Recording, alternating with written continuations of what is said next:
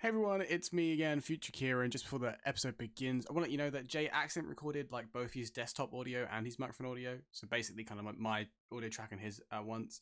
So sometimes it might sound a bit weird or like echoey. That's just the reason why. But it's not that noticeable, and it's still a really great episode. So I hope you enjoy. Hey everyone, and welcome to the third episode of Kieran Streamer Stories. Like I said last time, the support has just been insane the entire time, so thank you guys so much. This week I've been quite busy with uni things, I've been out and about a lot, so I've been quite quiet on social media, but we're still here with the episodes every Sunday like normal. Probably later than 8 PM how it normally is released, but we'll see how that goes. Today on the pod, we have a man who has 192 followers, is the king of trains, and a Pokemon master. It is the lovely Jayarrm. How are you doing today, sir? I was fine until you mentioned my followage, and then I feel terribly self-conscious. Well, it's only 192, which is not very good, is it? You need to... Me and my little community.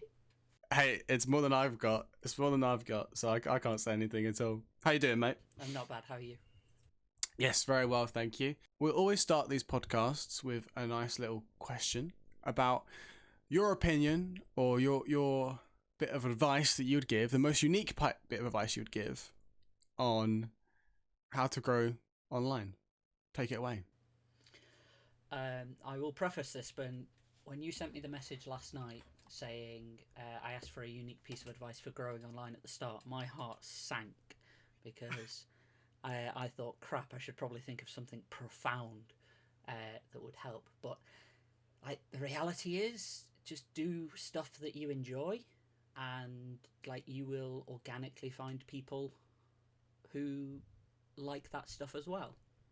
Like,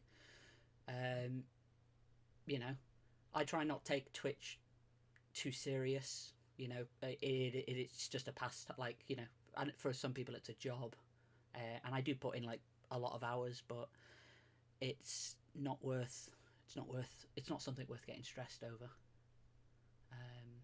So yeah, just try and relax with it. Try and have fun all the time. If it's not fun for you, it's not going to be fun for your viewers. Yeah, absolutely. I think it was really well put. I think it's probably quite an underlooked part of growing online. A lot of people, really try to grow online, try too hard sometimes, and then end up doing things they don't enjoy, and eventually they kind of burn out. So your advice of just kind of relaxing with it and doing it for fun, which is what it's supposed to be, unless you're got thousands of viewers, then yeah, that was really well put, Jay. Let's move on to baby Jay. Where did you grow up, Jay? Tell me where you grew up. I grew up in Stockport, Greater Manchester, having been born near Chester. So I grew up. God, I went to sound like really heartfelt then. I grew up like council. I grew up like council estate. Sure. In the late 90s, early 2000s. There was like rush of money. There was loads of new and exciting initiatives. There was a lot of examining, exploration of children sounds awful, but there was a lot of there was a big focus on children and making sure that seeing if what people do to children at school level doesn't emotionally damage them for the rest of their lives. Subjected to all kinds of crazy theories and ideas in schools. And I was, for ease, I will say I was a nerd. I've always been okay. one. Yeah. So I've always been. Your very kind intro referred to me as the king of trains. It's a constitutional monarchy for anybody wondering. I've always been interested in trains. I was always interested in trains as a kid, despite the funny looks and the backlash that got from my peers. But I was quite outgoing. I would always volunteer to do stuff, get dragged along to do stuff. Like a self-fulfilling prophecy. I was content to do stuff for the school, so the school was content to ask me to do stuff. So early 2000s, mid 2000s, I remember getting asked to talk in Manchester, at this stall the school had put up talking about the brain. I'm not even my science grades were B's, by the way. I was middling in science, but for 2.5 hours, and my reward, by the way, was Pizza Hut. So younger me would do it again for free pizza. Worth it. Worth it. But like, yeah. So grew up in Stockport.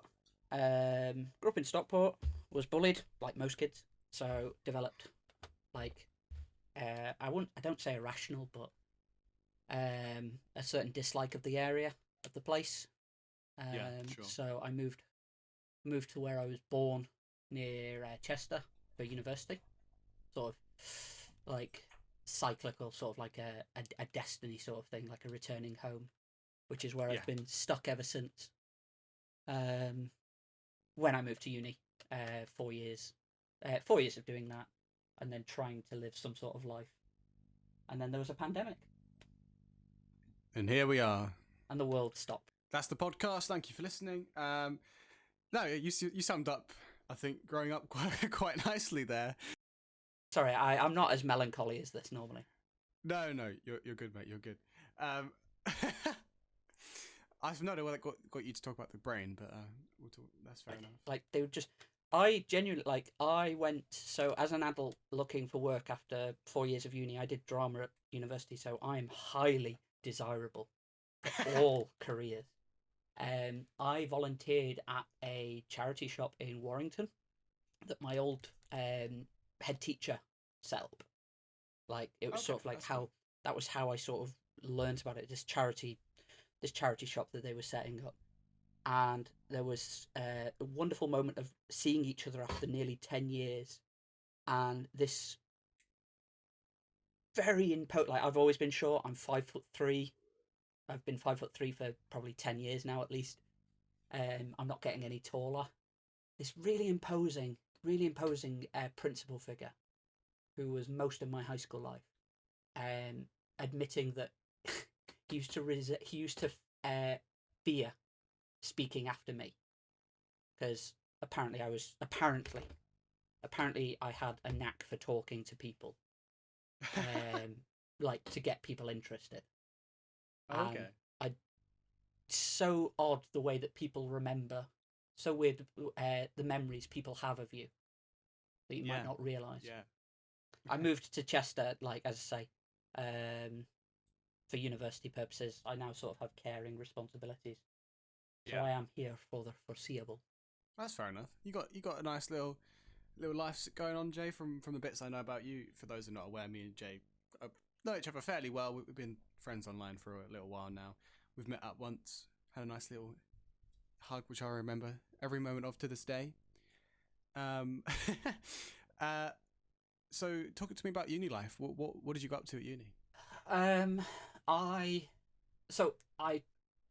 going from being like very like good at school, I basically slacked off massively through uni, Sure. because I thought I could coast, and I could coast, but it meant I didn't get meant I didn't get enough grades, and at university they don't care if you don't they don't care if you don't get the grade you want, so long as you pass. Yes. So like I have this is, and it's a blueprint for people how not to do it, but I just spent most of my time just drinking, putting in half effort, like essays and work. I tried to change it I very quickly became like I tried to change it during third year, apply ourselves, because it's quite a it was an image by then. It was an image, and people sort of knew that of me, and I didn't like that. So I did try and apply myself. I also think I wouldn't have done anything differently. I'm like a firm believer of what has happened, for all the good that looking back, and thinking about, how this could have turned out if I'd have done this differently. I don't think, I think you can spend too much time looking down that rabbit hole, and I think you'd lose sight of the present. Yeah, man. Absolutely. So, it does sound like I'm trying to excuse, just ignore the fact that I was that I had an alcohol problem, but that for me is probably, it goes back to like my Twitch thing, sort of like my Twitch advice, is that you can't hold on to the past forever. So you just have to imbibe it in some way, have it as part of you. Yeah, man, that's quite beautifully put, really. I think a lot of people do dwell on the past, and as you say, I'm basically repeating what you just said, but it really takes a toll on them in the current, in the future. But I think the fact that you're kind of like, well, that was me, that's happened, and I'm not going to change that about myself. I quite like that attitude. I think that reflects in kind of who you are as a person as well. Like fairly laid back, kind of like it's just enjoying the current moment is definitely like the big vibe that I get off you. So I really applaud that attitude towards life. There's a lot of people I know that drink a lot of uni, don't do much work, go out as much as they can, kind of thing. What would be your advice to them in order to try and make the change to back to doing proper uni work? The change has to come from yourself. Like I have this issue with like my home life as well, and I know it's quite prevalent. Where if somebody tells me I have to do something, I tend to dig my heels in. Like, unless I'm getting paid for it. Like in work, I can suspend that thought because that's slightly different atmosphere, and I'm getting something out of it.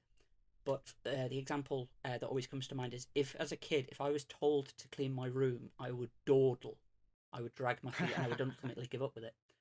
Whereas if I was left to my own devices and just allowed to organically, come to the conclusion that I need to tidy my room, I do more of it. I put more of an effort in.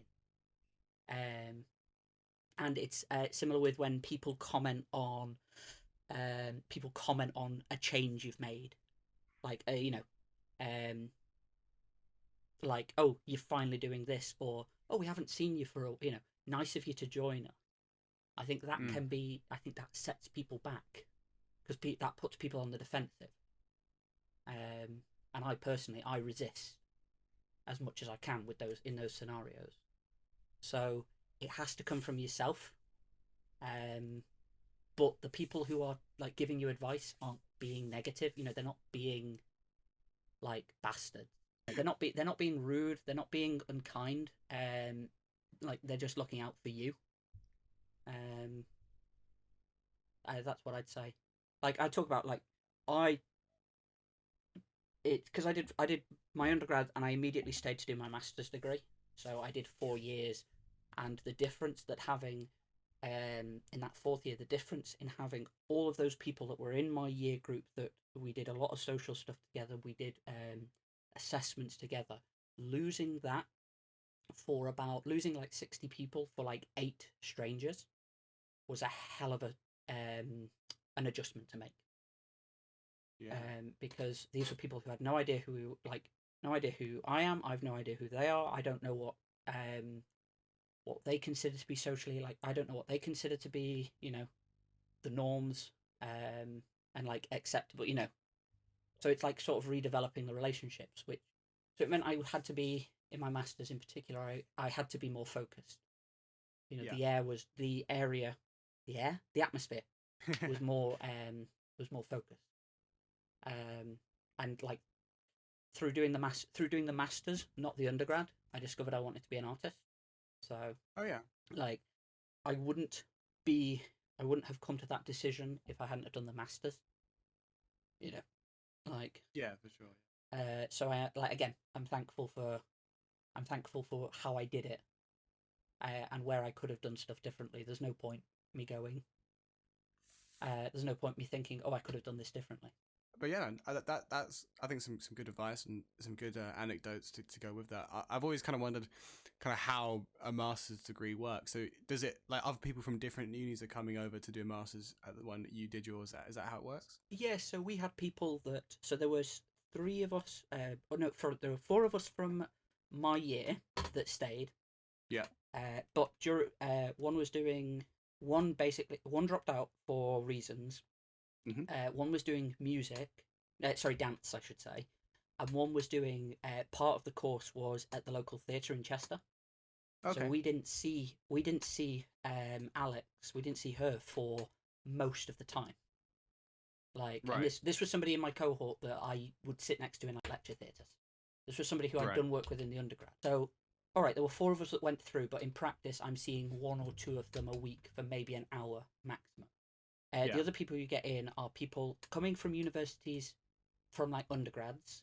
Yeah. They're people coming up from like they're people who are they're proper externals, so people who might be. We had somebody who'd been the last few years they'd been studying at RADA, the Royal Academy of Drama and Arts in London. Oh yeah. Quite prestigious, sort of in the industry. They'd come up. It was local to them. They were looking for postgraduate study, and that's the one that was nearest to where they lived. That appealed to them. Yeah. So, master's degrees are quite freeing, quite liberating in the fact that you can apply with an undergraduate qualification to get you in, or your lived experience. So, okay. If, for instance, ours was a drama course, mine was a drama course. There was also the dance one. But if you spent a number of years as the director of a drama workshop, a small theatre company, you've probably got as much like lived experience and as many skills, if not more, than my 3 years of undergrad have got. Yes. So it's quite a nice equal playing field. Everybody is equal. So like there is no sort of like, because one of our modules, the tutor actually delivered 2 years prior while I was in second year. Okay, cool. Like it's about research. It's a research module because it wasn't all just like the practical and the specific.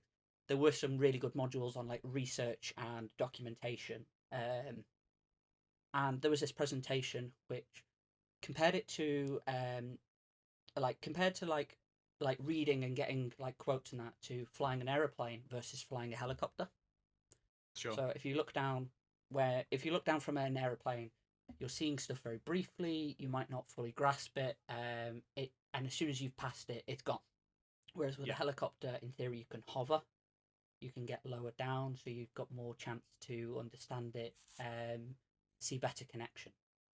So both are acceptable ways to, do research in different moments. I had the notes taken 2 years prior in my second year from the same lecture, and I compared them on later on, and they were exactly the same. The presentation had not changed. It was clearly a presentation that this lecturer gave to master students, which he thought, yeah, they're old enough. Yeah, second year students, they're old enough to learn it this way. Which it's just, I had that prior knowledge from second year, but for everybody else in the room, it's a brand new, presentation. Yeah. I thoroughly enjoyed my master's degree. I highly because I wasn't sure. I applied at the end of August for like a September start. Like I wasn't sure what I was going to do. So I got to perform one of my presentations. I was looking at Baudrillard. I was looking at simulation versus simulacrum. Now, admittedly, I didn't put a lot of effort into it. Okay, mine was a lot of surface understanding. So it's like a simulacra being something that is representative of another. It's not an accurate representation though necessarily. Sure. But it is where we get like simulation from. So I was looking at detailing a presentation. I was looking at giving this presentation about my topic, and I was like, well, if it's in a theatre space, and everybody sat on chairs with tables, and I'm at the front with a presentation behind me, it's going to be a presentation no matter what I do. So long as those rules are followed, I defined those were the rules of a presentation. Group of people in a room, somebody in front of a presentation screen, they can be sat down on tables and chairs. And the reason that's very wide is because what I did is I turned my audience 180 degrees so they couldn't see me. So the only thing looking at me was my video camera, with the video camera recording the assessment. I will say this was an actual assessment. Okay. That I fully dicked about with. So I turned it round, and then I was like, But presentation. So again, the idea of presentation, you've got somebody in front of a screen reading off slides. Nobody says you have to do it from your introduction scene to your reference scene, do they? So No. I came out. I was already out, sorry, I should say. Okay. I was out in front of the screen. Everybody had their backs to me. I said, thank you. Does anybody have any questions? I then said, these are my references. I then made my last point. I then made my fourth point, my second point, my first point. I said, I'm going to be talking about simulacra and simulation. I'm going to be talking about Baudrillard. I then said, good morning. And then I said my name for the assessment, for the camera's assessment period. So I said like my name and whatever code it was. So I delivered my entire presentation back to front, both in audience perspective and physically, because they weren't looking at it. And the presentation was ordered in like references first, introduction side last, so that if anybody peeked, it's like, no, this is how I'm doing it. I'm not just. And it's really interesting because that, frankly, was me dicking about. That was me just being, seeing what, seeing what I can get away with, Yeah. what I can do on a technicality. I came in because I came in early. I set up all the chairs and tables the wrong way. My God. Colleagues came in, fellow students, lecturer came in, started to turn around his chair, and I was like, nope, I'm going to ask you to sit down in the chairs as they are found. And that was one of the better received works that I did. Really? So it went well? It went down well? It went well. There were bits where, again, in your mind, you're thinking about saying, like, oh, my next point is this. But because of the way I'd done it, I had to keep saying, like, okay, so here's whatever my last point was. I referred to this 2 slides ago. Your audience doesn't get that. Your audience doesn't get that until you do the establishing. Sure. It's like I suppose like a what are they called in movies? Like a reference. Foreshadowing. Thank you. You can tell I did theatre and not movies. It's like foreshadowing, basically. But if I delivered the presentation ordinarily, that wouldn't be a thing. That wouldn't have been like cause for interest. And my lecturer, to be fair, bless him, he's not dead. He is just crazy, in a wonderful way. Like, he loved stuff like that. He loved bits where we could be as free as possible, so long as we stuck to the letter of like what was needed from us and what was wanted from us. Like, we had unlimited opportunity. I gave him a box. This will be my last story from my masters. But I gave him a locked box that he doesn't have access to, and told him I told him one of my submissions is inside it. Now it is fair, like it is 100% in there, because it was like it was a documentation module, so it wasn't necessarily about theatre. It was about how do you document stuff. So you have written evidence, you've got photos, you've got like movies, you've got carvings. You go back through history. Even wall paintings are can be examples of documentation. Yeah, for sure. Yeah. So I recorded this performance that I just happened to agree to take part in, that was on the campus one day, of, I think it's Hamlet. So it's this 20th century piece. It's really obscure, like really abstract. Like, it's designed so that you have the script and you just add bits in. Oh, really? Okay. You take stuff out of it that you need to. You put stuff in, and that there's no direction on how it should be staged. And so we had it. I recorded it with 2 cameras across from the room. I edited the footage, and I butchered the footage. I can I'm allowed to say how I did it. So, like, if the footage was of the entire space, it might start with, for example, it might start in like regular color, but then go into like black and white. Okay, sure. It then might transition to the other camera, but the other camera's perspective has been flipped upside down. It might be missing. So I just messed around with like crops, and special effects. Yeah.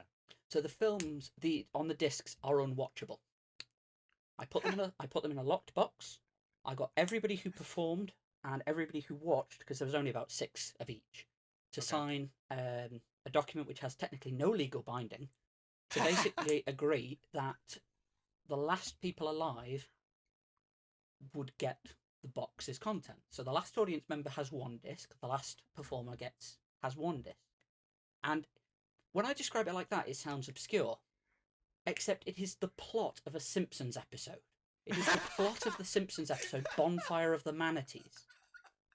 I think that's the episode title. Oh my god. It is the episode where Mr. Burns is trying to kill Grandpa Simpson so that he can be the last alive and get the treasure. The paintings or whatnot. That was the principle behind the box. That was the principle behind the box. I handed that in as submission. I didn't have a proper locked box at the time, so I gave in a makeup box that had a 3 like pin combo, and just didn't give the combo in. I had to, because I did check out beforehand. I had to give a document, like an A4 piece of paper, that said, this is what's inside. This is what this is what you're allowed to do. This is what, these are the terms that I'm asking you to abide by receiving this. This are the terms that I'm presenting. So I'm the only one who knows the code, currently. And there is a plan in place if I should become unable to open the box. There's a plan to pass down that code to a list of people, who most of which, by the way, have no idea that that's coming. Wait, so how would that work? So so something happens to you, how would they get the code? Something happens to me, hopefully with enough notice that I can just send 1 message. Right, okay, got you. I got you. Alright, sorry, carry on. No, it's fine. This is, it's a good question, because these were the types that I was asked when I was asked to defend this. The lecturer has rules where if he leaves the university in anything more than like a sabbatical, so if he quits, moves to a different university, he has to surrender the box back to me. So he is only the box's guardian whilst he has the university employing him. Okay. Which was basically me going, if he leaves, I want this back, because I think this is, some of my best work. Yeah. And honestly, I do excel when I'm dicking about. I'm not saying that to be really that sounds slightly big-headed, but when you're allowed to play, through as in the Golia meaning to play. I think I've pronounced his name wrong there. Sorry. I ain't got a clue, mate. Don't worry about it. He's a French. There's a school in France named École Gaulier. He's a theatre practitioner, and a lot of his work was about play. Okay, sure. So that idea that in a group, in a group work setting, if you are comfortable with each other and close to each other, that you can have this play. And obviously, when I say play, it's sort of like a shared understanding, a shared connection. Sure. But it's the idea that when you have that, that's when you can make. I always took it as that's when you make your strongest work. That's when you make stuff that's really strong. And I do think that if I'm, for want of it, I always say dicking about because it's just easier to bring it down, from lofty levels of talking about it. If I always refer to it as dicking about, but if I'm really dicking about, or if I'm allowed to dick about, I think I do some of my best stuff in those scenarios. Which again, to go back to the beginning of the point, I didn't really know about until I did my masters, until I was doing a lot of stuff. Because that for me was university drama course put a lot of us doing group projects. Mm-hmm. And I, by the end of it, understood that I didn't like working with people. I didn't like having, not in a bad way, But I didn't like it when they'd say, right, you're now going to work in groups of 4, but I've got an idea where I could do this final piece as a one person. And it's like, no, you're not allowed to, Yeah. or no, we don't really let people do that unless nobody will absolutely put them in their group. Yeah. So, like, yeah. I think that it's a weirdly restrictive thing. It's a weirdly restrictive thing to introduce. But some of their things like that were weird. We had to do a module in first year where we had to sing, and we were rated on it was a voice module. It was a voice and movement module. We had a movement assessment, and then we had a voice assessment. And the voice assessment was singing. I can't carry a tune. I can't carry a tune to save my life. A lot of drama students can't. Yeah, of course. Because unless you're looking at going into like musical theatre, which some students in our cohort were, and they ended up leaving the degree to go and do musical theatre courses. Oh, really? Like, yeah, like they either left early or they did it after their degree finished. But like, it was so weird that it was restricted, because it's like the feedback would be like, your singing wasn't great there, was it? And it's like, I told you, I warned you, I sounded like a manatee dying. Yeah. Like, so weird. But the masters in contrast was very freeing, was very liberating. That's good though. That's good. And it did allow for that. Like I say the biggest achievement wasn't the degree, was finding out I wanted to be an artist. The execution of that, however, is difficult, financially wise. Yeah, absolutely. I mean, that's a pretty tough thing to go and do. I mean, these are some really incredible stories. I knew nothing about any of this, so clearly I don't know you very well at all. But there's some genuinely incredible stories. I'm so curious to see if that guy still works at uni or not, and whether he's going to give you the box back when he eventually retires. I had the weirdest message a few months ago. It would have been last year at some point, mainly because it's January 2022. Sure. And a friend of mine has moved to remote Scotland, has just organically moved with their family. And I got a message saying, you'll never guess who's just walked in, because they're now doing like bed and breakfast, like sort of hotelier thing with their family. Which is really cool that because they lived in the northwest, but this is something they've been really enthused about. We constantly were talking, like in the run up to them moving to Scotland. He was so excited to move. Oh. I got this message saying, that the lecturer, like, you'll never guess who's been in. You'll never guess who I've bumped into in the cafe. It's the lecturer from the master's degree. And I was like, how on earth do you move 200 miles, give or take, there or thereabouts 200 miles away and bump into somebody? Like, it's literally, obscure. I've done... I didn't mean to lead this into a different story, but I have literally done the exact same thing in America. I've met somebody from the same university. That is crazy. That is mental. A proper different country as well. We were both over so I was over on holiday. They were over to work for Disney. They were doing the University Disney work program. But over in Magic Kingdom, in Florida, I'm on my own for some reason, but I'm waiting to meet up with my parents who are elsewhere in the park. I think I've done a train experience. I think I've been to see the steam trains, which is so on brand. I'd like to say, yeah. Yeah, and I pop into this like takeaway, fast foody place. Get served by an American, because they've all got like where they're from, so it's from like the town and the state. And if you're from the UK, it's your town, like England or like Scotland. Sure. So I'm served by somebody from America. I'm served. I'm waiting for my order. Person just leans in. Cashier from the next till over just leans in and says, "Did you go to Chester University?" And nothing puts the fear of God into you quite like hearing that sentence about 4,000 miles away from Chester. Yeah. And this was somebody who didn't know me personally. This isn't somebody like recognizing me like out there. Because that was actually the same year that a friend of mine, I mentioned the program, a friend of mine was friends with a character out there, which is code for they were a character. So I knew I was seeing them in costume. That was actually the same day. which is so weird. Yeah, yeah. But it was somebody who'd seen me on campus, because I wear suits a lot of the time because I'm me, Yeah. and just because I'm in America, it doesn't make it any different, No, of course not. even though it's 100 degrees Fahrenheit. Uh, so this person had just seen me on campus, seen a weird man walking around campus in a suit and a hat, and then saw them in America. I dread to think what was going through their mind. Um, I the idea, suppose. the idea they're being stalked across continents. Yeah. But it's so weird when you meet people, in like, random scenarios.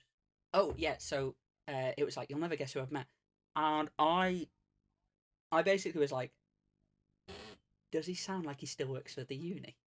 Because I will be annoyed if he leaves and that stays at the university. Nothing against the university themselves. I will say I've had a fair few fallings out with like the head of department and that. Sure. As most of you do. Well, not. Yes, yes. I mean, most of you won't send angry emails to staff. Rightfully so. I will defend that You'd to be my last. surprised. But I'm like, I don't want it to stay at the university. Because if it stays at the university, it's going to stay in a cupboard and it's going to be like forgotten, and the origins of it are going to be forgotten. Whereas if it's here, if it's in my safekeeping, I know what's happening. I'm controlling its fate, as it were. Yeah. Yeah, for sure. So it was like, it turned out he's on sabbatical at the minute. Okay. So cool. he is still, as far as, well, at the time of those messages, he was still at the university. Because I'm like, I want that box, and it's just a makeup box that I took in from home. I think That's amazing. I plastered stickers on it to write on it, because it's like a metal. I can't think of the word. It's like serrated edges, but obviously not sharp. Yeah, I know what you mean. Yeah. It's that on it, but then I plastered stickers on every side, small, tiny stickers that you haven't got the name of, so that I could fit what I wanted written on the box. Right. To explain parts of it, and to like, and I remember that was one of the few things they didn't like, because it didn't fit the aesthetic, because that was more the aesthetic. Oh, okay. But that was me responding to the fact that I had to give them something I had to give them some writing. So yeah, for sure. I wrote on that, and I wrote on that, and then I submitted a piece of paper as well. But that is probably my most my most thingy memory, my most ardent memory. That and the presentation. Yeah. They're just great memories of. They're just great memories of of a time when, because people are like, you discover yourself in university, and I think that's true. But you're also not. You've also not stopped growing. Yeah. Yeah. Definitely. Yeah. And I consider that true for myself. I'm 27 next week, and I don't know what future holds. I don't know. I don't know what happens. So I know I'm not grown. I know I'm not finished cooking. I'm not growing. I'm not going to grow anymore. But yeah. but we answer that in different ways. We wear tall boots instead.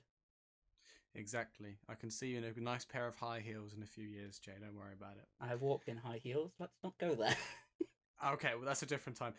I mean, there are genuinely so many questions I want to ask about various parts of your life, Jay, but we're already 40 minutes in, and this podcast does have to end at some point. So we will move on, but we will get you back on a second episode just to talk about the other parts of your life, which are generally also fascinating. But those stories were amazing, and again, like I said before, I didn't know that about you. So, no, it's fine. It's not very surprised. I wouldn't beat yourself up about it.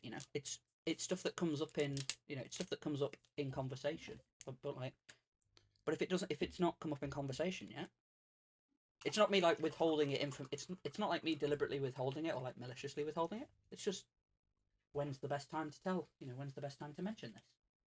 I suppose that's true. I think you can probably know someone for a long time, talk to them every day, and still find out things about them years later. So I suppose you are correct. Right, let's move on to our infamous Twitter game that we play. For those of you that are not aware, basically we go through our guests' old tweets just basically to laugh at them, and then we make them guess a blank part of the tweet that we blank out for them, as we watch them cry. So I'm so nervous. I've tweeted a lot. I've tweeted a lot at Northern Rail. You have tweeted a lot at Northern Rail, various things. Jay's our first guest that has basically any tweets previous to 2019. Both of our other two guests did not have any tweets before that. The thing with Jay is that his tweets go back to 2012, when Jay was about 17. So buckle up, people. We've got a few decent ones here. Nothing too bad. I've tried to choose good ones that are not too dated. Some of them are just kind of normal. Some of them are interesting. First one. Are you ready? Question 1. Yeah. I'm not being cruel or anything. I just hope blank. And blank can be more than one word, by the way. It could be a phrase. Bloody hope it's going to be more than one. I'm not being cruel. I'm not being cruel or anything. I just hope blank. Oh, the temptation to search Twitter with that phrase. This feels like a public transport tweet, I will say. Right now, this does smack of I'm not happy. Like a train of mine has been delayed or a bus has been delayed. I can tell you it's not. This one is not. I'm not being cruel or anything. I just hope blank. Oh my god, I have no idea. No clue? I'm not being cruel or anything. I just hope you contract leukemia. #bitch. I mean, that's a hell of a fucking one to start with, Ketchup. Jesus. What date is that? That was late 2012. I can't remember the exact date, but that was late 2012. It would be November or December. Oh, I'm clearly angry at something X Factor did then. Probably, yeah. Yeah, I thought that was a good one to start off with. I didn't know if it would spark a memory of what it was about, but clearly not. Second question. Let's move on quickly. Second question. Sure you don't want to record it as first question? Fucking hell. A well-built man just got on the bus carrying blank. A kitten. No.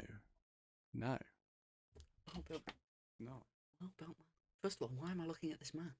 This is an old... Well, if I was going to say no. If this is an old tweet, this is old Jamie hinting at future Jamie.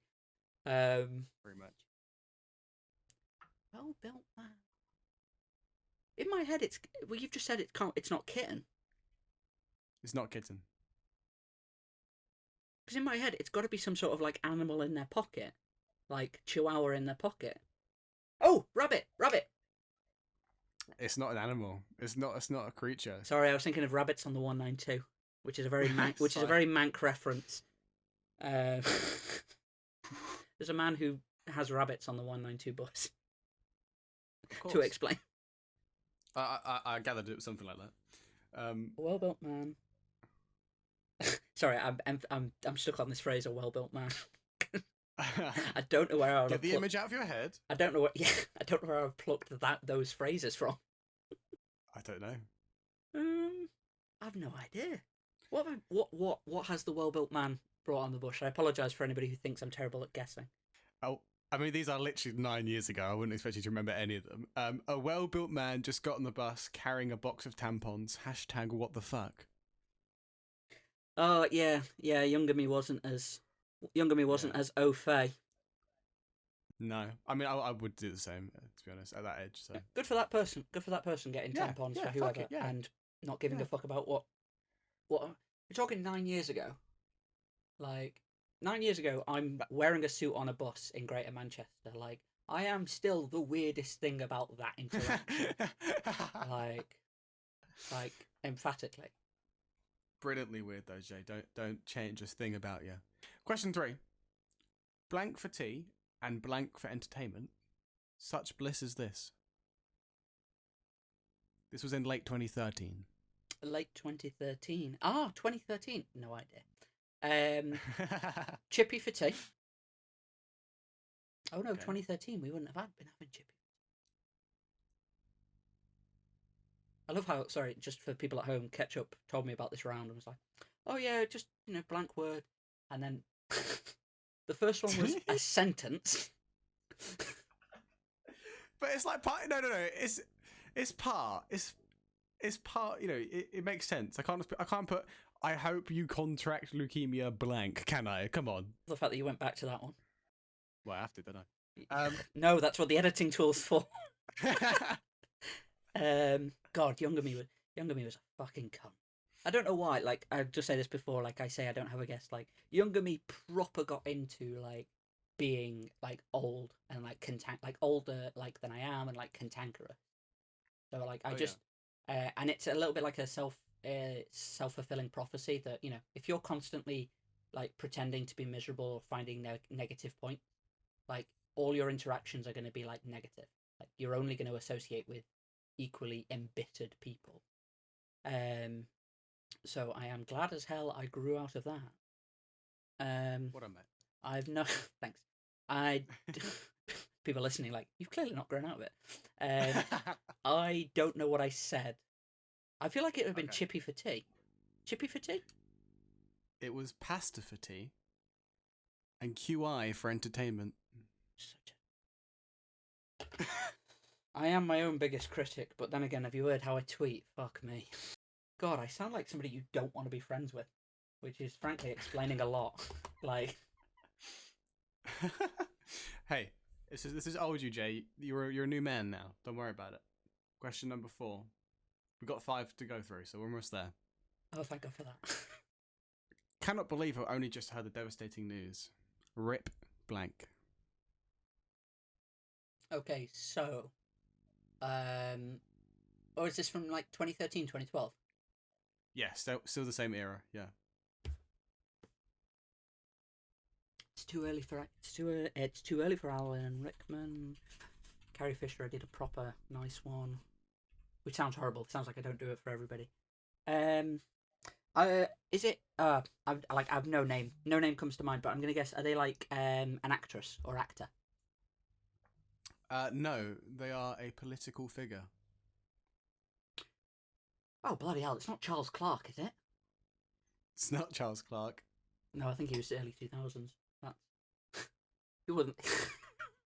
This is also, by the way, from the period that I was doing a political GCSE. So. Oh right, okay, yep. Just in case you didn't know how much of an insufferable pain in the arse I was. Who was it? Rip Margaret Thatcher. Oh, fuck! You really have done. You have done me. You have got me banged to rights with these tweets. I am so insufferable. Were you sad about that, Jay, when you found out? Were you? A bit upset. Yeah. Fucking hell. There was worse, Jay. I promise you, there was worse. No, don't. No, you don't say. You don't say that. No, that sounds like. No, there was. Fuck me. Moving on. Question 5. Proper are chavs playing blank at the back of the bus. How things have changed. How things have changed. Chavs? My things. Yeah. I love that. Like, this is proper like centrist. Like, these tweets are like encapsulate like early 2010s centrist Jay. Like, who's happy like proper like who's happy to like fence sit. Like, I am ever so glad that I do not hold these. Like, I am so glad I don't hold these views anymore. If I saw myself from 10 years ago, I'd probably punch myself. Was the how things have changed in the tweet, or was that you commenting? Yes, it was. Yeah, no, that was in the tweet. So I'm commenting on the fact that the music that the people are playing has changed, not the fact that they're playing music. Yes. Which makes me, it's almost certainly not classical music, but that would be hilarious. I'm now thinking of people on the back of the bus just blasting. I almost said like last night at the prom, saying fucking hell. Apparently this episode is sponsored by fucking Lib Dem Jamie. Lib Dem J. It is. No, Tory J, Margaret Thatcher.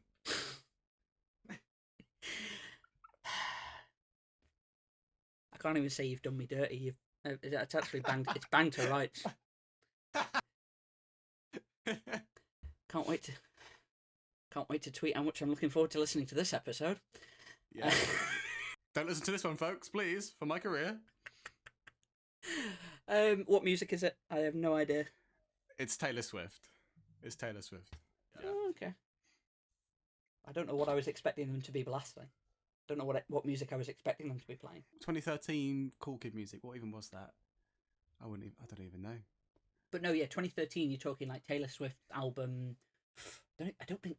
Are you talking like 22? I Knew You Were Trouble When You Walked In. You've got We Are Never Getting Back Together. Proper corkers. Obviously from before she got released from that label and whatnot. But yeah, of course, yeah. Can't think of what they would have been playing anyway. What they would have been playing instead of, or what I was expecting them to be playing.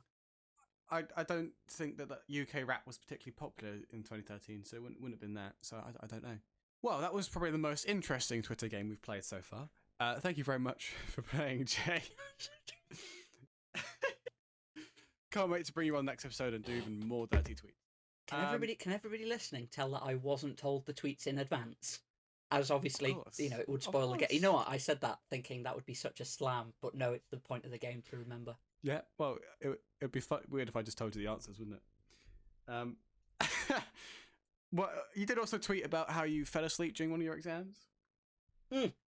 Oh yeah, my drama A-level exam, I wrote for about 15 minutes, fell asleep for like an hour, snored quite loudly. Witnesses report, because I apparently am a snorer. And yeah, got a U in that exam. But I remember you saying your overall grade was a C. Yes, yeah, overall. So that means you've done very well. I basically, for some reason, the week of the exams, and they were proper like Monday, Wednesday, Friday, or whatever, like, I just couldn't get to sleep the night before them. Right, okay. So I would have to go to college, like knackered. I was having a Red Bull before the exams, and yeah, really? and the morning of my drama exam, I was late leaving the house, so I didn't have a chance to get the energy drink. I didn't think I'd be fine. I didn't think I'd have an issue. I thought I'd be fine, because I was like, also having energy drinks is probably not for the best, and I don't even remember putting my head down on the table. That's crazy. That's insane. My spoke to my teacher lecturer afterwards, who basically was just like, oh no. Immediately went to start talking to the one of the other drama A-level students who hadn't fallen asleep in the exam. That's why I don't give advice about like school and that, because fair enough, mate. Fair enough, because you did it all wrong. Yeah. Let's move on to the point of this podcast as we get to an hour in. Streaming. You started during lockdown, is that right? Mm-hmm. And now you stream building Lego, railway journeys, Pokemon. Just now, as a recording day, you just finished a walking video around Disney parks with Mark Grimshaw. Yeah. Why did you start streaming? Why did you pick it up? So weird. Not the question. Sorry, that intro. Can you tell this bit's going to be edited out? Nope. The problem. I got involved in Twitch properly in like 2020, as like a lot of people did. Mainly like viewing, like joining people for streams. Like a couple of like comedians, a couple of UK comedians that I followed. I would basically spend all day watching like them stream. So I watched like Dead Cat Presents stream. And at the time, they no longer stream. Since gigs have been back, he doesn't stream, but Rob Mulholland would do like late night streams. And I really loved being in these like communities, just watching like, as it was back then, people played truck sim, badly. Yeah. People crash trucks, and like Rob's streams would go to like 4, 5 a.m. sometimes. Yeah. And I thoroughly enjoyed of an evening watching my phone light up with the notification that they've gone live, because it meant I could do something, even though I should be sleeping. And thankfully I was furloughed, so I worked in a shop, I worked in retail, I wasn't essential. I was sat at home, and it was just nice to have people out. It was nice to have real people to interact with. Yeah. Circle of like streamers I've watched, slowly grew, slowly expanded. The likes of Angel Interceptor, who again, it was people that who I'd watch would raid into. Hmm. And you could tell that there were real life connections. These were people that knew each other from real life, that were supporting each other, whilst for them like their industry was just eviscerated. Yeah. So I goes back to what I was saying before about not wanting to, not looking back so much, but like I don't regret waiting until 2021 to start streaming. In the end, I thought I started streaming purely as an outlet, like to be social. So I wanted, like,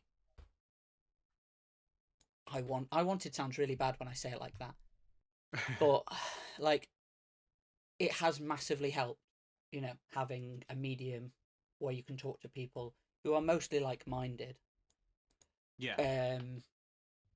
and who are like really lovely, and I just wanted to stream, like not even to get into, like, not even to try and like worm my way into like the success, like not to like work off the back of other people's success on Twitch. Hmm. So like Angel Dead Cat Presents, Yeah. like yourself, like last year, like last January, Yeah. like, so I was taking inspiration from like how people did their setups, what worked, what I thought I could like reasonably afford, and I bought the camera, the microphone. I bought the padding. I bought the soundproof padding, but the padding I bought was cheap and off Amazon, and therefore did not work. Amazing. It is now downstairs as a footstool. Oh, nice. Yeah, uh, because I paid 20 quid for that, and if that's how I get my money's worth, that so be it. Yeah. Yeah. You got to use it. You got to use it somehow. So like I occasionally I have thought, the pervasive thoughts, enter as they do by their nature. Like, oh, if I'd have started streaming earlier, where would the channel be? What would I do differently? And it's like, no point. Yeah. Yeah. I started streaming in January because again, sorry, I also should point out, I was in work in December, so I was furloughed from March till September. I came back in like September, October. November was furlough again, was another lockdown, and December I worked. My last day was like the 30th or something like that. Yeah. I was in the day before the restrictions came back in. So Sure. that was kind of the impetus to sort out stuff. I spent a couple of weeks watching streams, paying a bit more attention to like the how they ran stuff.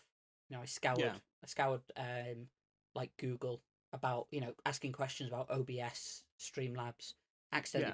Accidentally paid Streamlabs twice for Prime, and was like, well, if I'm going to do it, I might as well do it now. And the fact that it lasted longer than my career, the fact that it outlived my career is some sort of good sign, because I was made I was made redundant last in May, I think it was. So Yeah. the announcement was made in March, and this is again like how I don't take things seriously. I did a stream that night. I don't know if you recall, but the stream title is as redundant as I am about to be. I actually remember that. Yes, I remember that. I'm just because it's like this. It was like, oh well, life goes on. Something else will come around the corner, and like Twitch has been that avenue. Like Twitch has been an avenue where I haven't had to worry so much. Mm. Like, not even I say that not I said not from a like financial point of view, because it is still just a hobby. Yeah. But it has been nice getting people's support now and then. Like, It's been super. I know this was a very long answer to a question, to be honest. But like, it's been nice actually interacting with people like properly. Like the fact that we met up with other people from Twitch, like just over a month ago, was incredible. It was really great. You know, 10 years ago, we absolutely would have been told off, for meeting strangers online. Yeah, definitely. Yeah. Um, it's just, a wonderful community. On the whole, you Yeah. know. No, yeah. Everyone who turned up was nice. And everybody, for the most part, the people in Twitch, the people who I interact with on Twitch are, are nice. Oh yeah, 100%. Yeah. You know, I'm quite like lucky. I don't get as many. Like I say, I'm quite. I'm going to refer to it as luck. It could be privilege. It could just be that I'm not being, seen. Or my audience is small. But like, I don't get a lot of trolling. So I got some during when the hotspots were on. Yeah. Because I changed my tags. I changed my tags to reflect my acceptance of my bisexuality. Nice. However, I was put off doing that for at least a week, maybe longer, because I was watching streamer friends who have tags, who use tags like LGBTQIA+, queer, gay, bi, and other tags. I was watching my friends get repeated these follow bots, the hate raids, and that repeat, and like it. I decided that if I was, I decided that I would be. And I think how to phrase this. That now was just as good a time as any to, be open, and be, and what comes of it on Twitch is just on Twitch. Like I don't, nothing in my life has changed. I again quite privileged, quite lucky by that. But it's, for the most part on my streams, people are really nice. People are really lovely. And all the people who stick around, they're all the people who are going to be nice. Yeah, always. Yeah. You find your medium. It goes back to what I said before. You find people who want to watch or want to do the thing or want to watch the thing that you're doing, and that's how it grows. Like, I don't care that my parents are of a certain age that if something artistic doesn't make money, then it's not, is it worth it? And it's a valid question to ask. I don't, like, I live in the northwest. I live in the northwest of England. I wasn't born into like abject poverty. Like, we grew up on a council estate, and I was luckier than most on that estate. Yeah. However, I have never been in a position where I've been comfortable not working. I've had to work to survive. The example I'll give is that the way I've been paid at the minute, because I'm currently on state benefits, is because I was paid at the beginning of January by where I worked, where I did some temp work, November, December. Instead of seeing payment in the middle of January, like this week, I won't see payment. I won't see money from the government till the end of February. Because in their mind, what was, let's be honest, after bills, 300 quid, there or thereabouts, give or take what I already owed, so it's more like 270, is enough to get somebody through like 6-8 weeks. And it is, for the most part. Like, for a lot of people that is manageable. I do struggle. Like, I do struggle with my spending and that. Which is why I, like, on Twitch, I really, like, I appreciate the people who financially support me, but I'm super grateful for the people that have supported the podcast, like, financially. Podcast. Me too, man. Honestly, like, the people that donated, it's been great. Like, I appreciate them so much. I'm super grateful of the people who've, like, financially supported, like, my Twitch streams and that. Because for the most part, my money off Twitch and that has to go on bills, has to go on like the rent. This time of year, it's the electric. When I've gotten money from like income, like from like work, I've tried to minimize like my expenditure. Like you mentioned, I build Lego on stream. There was a time in February, March, April, I think, where I had Lego every Sunday to build. Yeah. And that was kind of based on what the furlough was. I was getting more furlough money than cents, really, you know. And like, I'm not really not sensible with money. To my downfall. Yeah. But having people financially support me in such a way that I can put, I don't have to look, I don't have to be careful, that I'm not putting the lights on too early in the day, despite how dark it's getting, is super beneficial, Yeah. Like, I don't have. It sounds like such a sob story. I don't have central heating here, so we have like radiators. But again, I can't have them on all day because that'll just eat up the electric. Yeah. And I can't do that. I can't do that. I can't. Like, I can't live. I can't do that. I can't live beyond my means. So Sure, I have just had to. It has been the last year, or that has been a discovery of that, an establishing of those. I can't remember what your question was. I'll be honest. My question originally was, why did you start streaming? But your lack of central heating is relevant, I suppose. I'm sorry. You can. I'm so sorry. No, honestly, it's what podcasts are about. Like last episode, we didn't stick to the I called it a script. The things I wrote down at all. We spoke about Minecraft for like 20 minutes. It was great. So I got into streaming to socialize with people, and for some people on Twitch to put a face to a name. Okay. Like, to actually be somebody behind like an avatar, because it's very easy through like gifting, like not like through a subscription or a Prime subscription to just be like a name. Yeah. And like, I thought whatever happens, whether it's it doesn't matter where it goes, doesn't matter doesn't matter the size it gets or thinking, like, it's just me looking to socialize with people. Yeah. And if that's a close knit of people, if that's a close group of people every stream, then that's what it is. I'll really enjoy that. If it's me talking, trying to fill, if it's me just talking to myself while a video plays, that's also okay. There is no correct way, I suppose. There is no correct way, so long as you're not, watching, Amazon Prime stuff or whatever it was. Yeah, MasterChef, I think it was. Honestly, like, I have so many things I want to talk to you about, Jay. So we'll definitely do a part 2, probably a part 3, at various points. I'm so sorry. Probably a part 10. No, Jay, I'm not even kidding. Sorry like, for waffling.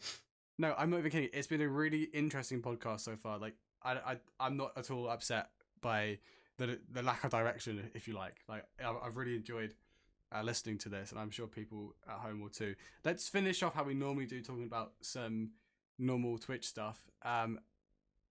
Normal Twitch stuff, some relevant Twitch stuff. So we mentioned it earlier, actually. Hate raids. Obviously, we know that people with the LGBTQ tags have been attacked by follow bots and hate raids and various horrible things. Are Twitch doing enough to prevent those from happening again? It's interesting you say to do it again. I think I don't see what Twitch. I don't see Twitch's systems in place as preventing it happening sometime this year. Yeah. To be really pessimistic, I could be really pessimistic and suggest that it'll happen in Pride Month. Like, there'll be an uptake in Pride Month. Sure. Of the likes of your hotspots and your hate rates. The reality is they're going to happen. Not the reality. The current reality is that they're going to happen. I think Twitch has at times been too quick to fall back on, well, you've got these systems in place, which are, like verifying users, the idea that you can like ban IP, like the shadow banning, like similar IPs, which was something that was held up when I started streaming. Was, if you ban somebody from the same IP, they'll receive shadow ban. It's like, clearly doesn't stop whatever the nature of this and whatever the scale of it is. And I when I started using the tags like you mentioned, LGBTQIA plus and bisexual, I saw a little flurry of them. One or two streams. They now seemingly have gone. Yeah. But I don't think because they're not present, Twitch shouldn't be on the lookout for them. And again, I also say this as somebody who just streams. I don't have any particular insight into Twitch's into like model and what they're doing. I remember the second bout was a series of them named, and they were all like Hotspot, that number, whatever it was, 3112, and then it was names, and then it was words after it. It was like Hoss. It was like Hoss has won, like Hoss like undefeated, Hoss 100%, and it just made me think must be so daunting. It must have been so like disheartening for streamers to constantly be on the end of this, be on the receiving end of this. So I know, for instance, that Laura Blake, who streams on Twitch as Hey Laura Blake, has recently put out a call for Twitch streamers to talk about harassment they've received on the platform. So she is looking for examples of harassment on the platform, looking for streamers to come forward, because it is still very clear that there are people or bots going through just looking for the tag, Yeah, of course, yeah. And like I said before, I considered not using the tags when I thought it would save me from the trouble of, a few raids like the bots, and like I shouldn't have to sanitize like my identity because Twitch lets it happen. Yeah, I shouldn't be forced to shy away and hide away, because Twitch can't, because Twitch didn't have a system to deal with it. Yeah, exactly. There was I can't remember, so again, maybe edit this bit out. There was it felt like there was a period of trolls, and then the trolling became like, I say this, I could be like, this is from my experience of seeing it in other people's streams, so I don't say this from a position of authority, but like it felt like trolling morphed into like hate raids and follow bots, and then has gone back. It went back to being trolling for a bit, and then seemingly has. I haven't seen any on. Like, I haven't actively seen any on like my channel or other people's channels, like my friends' channels in a while. Again, my friends' streams, like they could be there. It could be there, and their moderation tools are picking it up. Yeah. Like, it. I personally think I think there will be people with a computer who always want to make other people's lives difficult based on their sexual orientation or their identity. Like a lot of these companies, as ever with sort of these companies, it is very easy to talk about. Like I took part in like the Twitch, like the day off Twitch. That happened last. That in October or September. Like didn't open the, as a viewer, I didn't open the Twitch app. As a streamer, I didn't stream on Twitch. I didn't stream at all. It's very easy, I think, to just say to suggest to people that they move to a different platform as a result, but at the minute Twitch seems to be the biggest like for streaming. Yeah, definitely. And I know there are bigger streamers on YouTube. I know there are streamers that have moved from Twitch to YouTube for whatever reason. Like, so, again, when I say this, I have no theoretical understanding to back this up. But for me, I personally think, I think the struggle. I think the answer to being targeted for abuse on Twitch is not, have you considered moving platforms? Yeah, literally. I'm sorry, someone just knocked on my door. I need to be right back. It's fine. like if you are listening to this, like episode 3, and you're listening and you've managed to get through whatever the hell I've subjected you to, like do stick around for the other episodes. Like Kieran's really nice, and he's really chill, and he's just really lovely to hang around and to know. Sorry, where were we? No, it's fine. I had just said something about like Twitch is like moving to a different platform is not shouldn't be the answer. Yes, absolutely, yeah. You know, fixing the system rather than throwing streamers elsewhere. Basically, I'm only saying this to re-jog your memory. No, I appreciate that.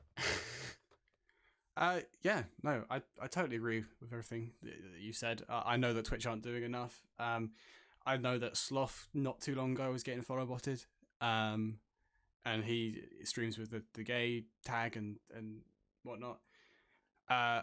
If you are listening and you've had this before, you don't know how to deal with it, or you want to know how to deal with it, I know that Sloth used the Sery bot, that's Sery, which basically insta bans like people who like follow that have like new accounts created, and he turns it on at the start of every stream, and like it stops the messages from going through, and it it is a good tool to use. It's not like the bot's not done by Twitch as far as I'm aware. It's just made by someone else, but it is a system that you can at least use for now to stop that. I remember somebody proving that because there was a point where Twitch was like, don't forget to ban naughty words, because there was a period where they would come in and spam the likes of the N-word, and Twitch was, and somebody demonstrated that it would take 75 days or thereabouts. This was on Twitter. Somebody proved that it would take at least 70 days to ban, for a computer program, not just a person but a computer program, to ban every variation of the N-word based on using all the special characters and all the different permutations. Yeah. And like, you can't ask streamers to do that of any size. You can't ask the biggest streamers. You can't ask the biggest streamers, and you can't ask the little streamers who, you know, like nobody has that kind of resource. No, absolutely not. So it's just mind-boggling. That's crazy. And that was one word.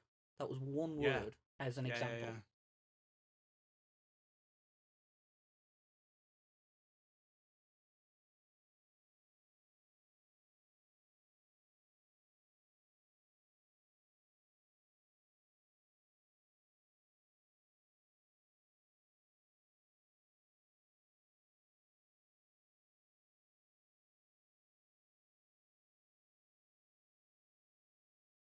There is a first.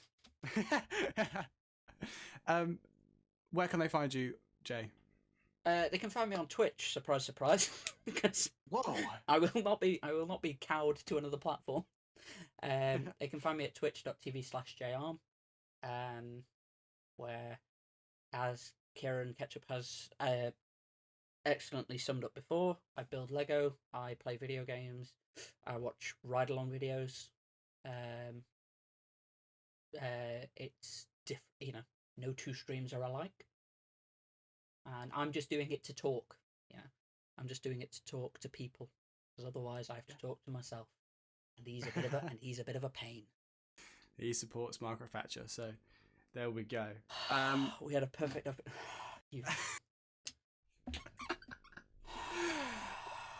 Thank you so much, guys, for listening. Do follow Jay on Twitch, as he just said.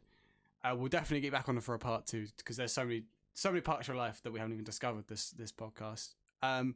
Any final words? Thank you so much for having me. I hope your viewers have a lovely time. Thank you very much. I'll see you in the next episode. Bye. All right. Thank you, Jay. Kieran, you're such a bastard. You're such a bastard.